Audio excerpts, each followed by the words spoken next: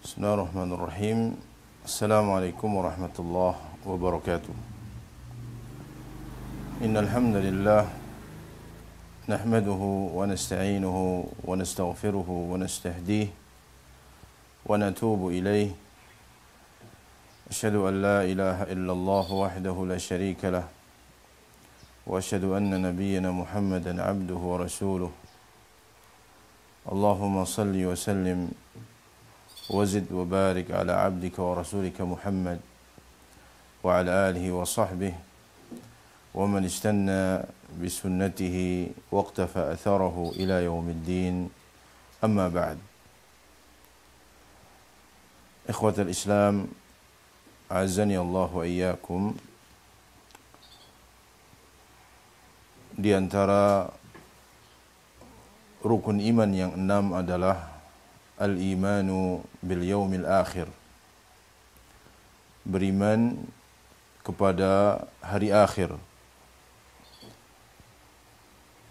yang ini merupakan keyakinan atau aqidah Islamiyah dan berkaitan erat dengan keimanan seseorang. Barang siapa yang mengkufurinya, yang mengingkarinya, dia telah kufur kepada Allah tabaraka wa ta'ala.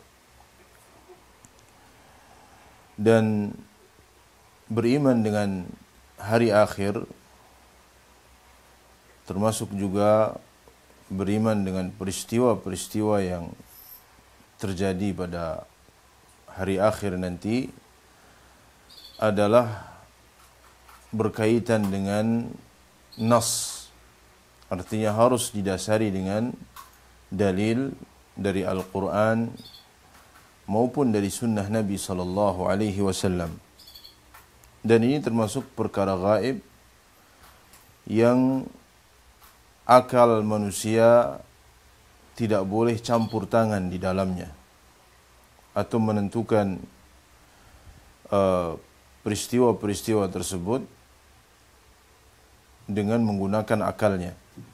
Karena ini berkaitan dengan perkara yang gaib, maka harus sesuai dengan dalil baik dari Al-Quran maupun dari sunnah Nabi sallallahu alaihi wasallam. Karena pentingnya keimanan kepada hari akhir ini, Allah tabaraka wa ta'ala sering menyandingkan antara keimanan kepadanya dengan keimanan kepada hari akhir.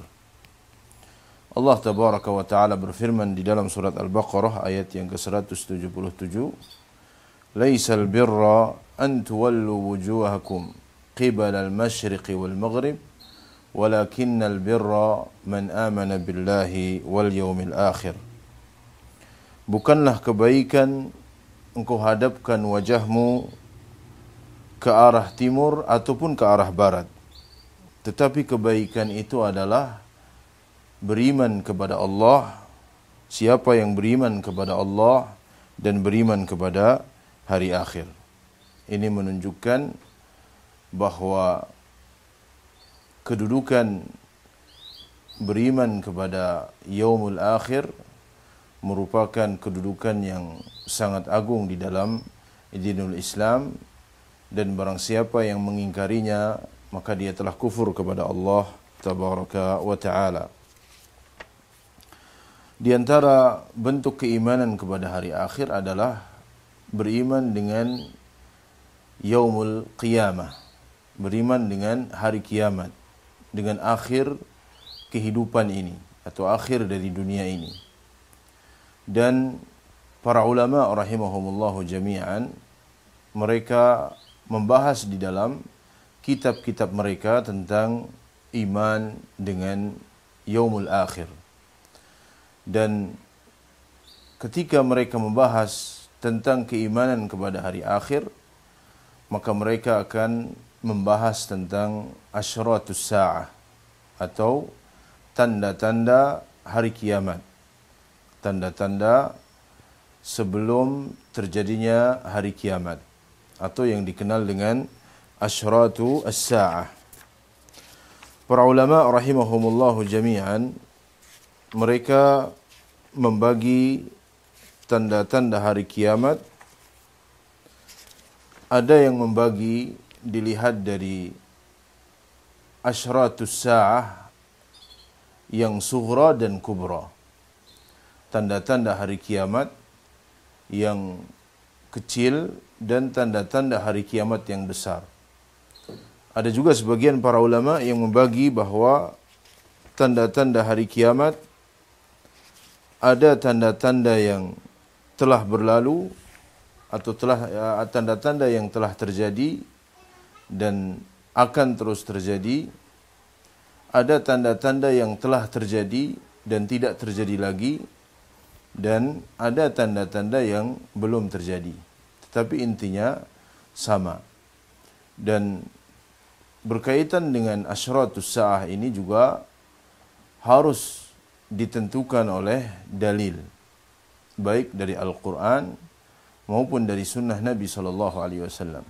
Artinya tidak boleh seseorang menentukan bahwa ini termasuk tanda-tanda hari kiamat atau satu peristiwa dia sebutkan sebagai tanda-tanda hari kiamat, sementara tidak ada dalil yang menunjukkan, tidak ada dalilnya baik dari Al-Quran maupun dari hadis-hadis Nabi SAW. Karena ini adalah perkara yang tauqifiyah, berkaitan dengan keimanan, yang itu harus berlandaskan dengan dalil yang sahih, baik dari Al-Quran maupun dari sunnah Nabi SAW.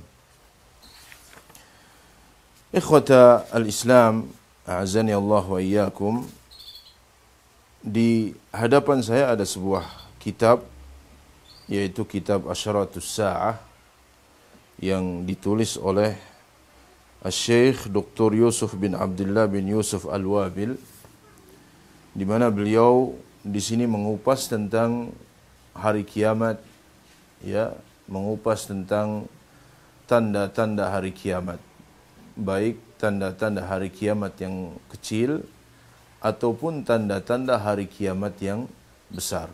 Tanda-tanda hari kiamat yang telah terjadi dan tidak akan terjadi lagi, atau tanda-tanda hari kiamat yang telah terjadi dan akan terus terjadi, ataupun yang ketiga, tanda-tanda hari kiamat yang belum terjadi.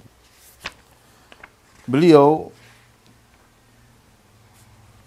hafizahullahu wa rahimahu menyebutkan banyak tanda-tanda hari kiamat.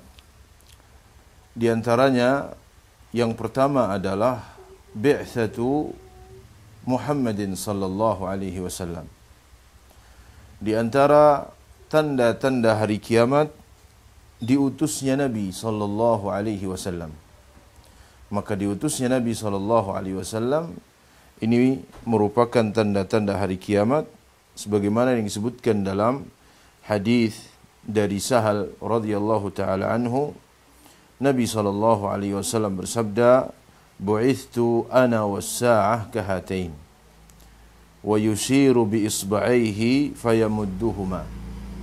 Ini hadis yang sahih yang diriwayatkan oleh Imam Al-Bukhari. Beliau bersabda, aku diutus antara aku dengan hari kiamat atau tegaknya hari kiamat seperti ini, kata beliau. Seperti ini beliau menunjukkan jari tengah dan jari telunjuk. Demikian pula hadis yang lain, Nabi SAW bersabda, "Bu'ithtu ana was-sa'ah kahatain, qala wa dhamma as-sababata wal wusta." Aku diutus oleh Allah antara aku dengan hari kiamat seperti ini. Kemudian beliau menggabungkan antara jari tengah dan jari telunjuk. Dan beberapa dalil-dalil yang lain yang menunjukkan bahwa diutusnya Nabi Muhammad SAW merupakan salah satu dari tanda-tanda hari kiamat. Maka beliau adalah Nabi yang terakhir. Tidak ada Nabi setelah beliau SAW yang adalah qiyamus sa'ah. Yang ada adalah terjadinya hari kiamat. Dan beliau memberikan isyarat dengan jari tengah dan dari jari telunjuk. ini menunjukkan betapa dekatnya antara diutusnya Nabi Muhammad sallallahu alaihi wasallam dengan terjadinya hari kiamat.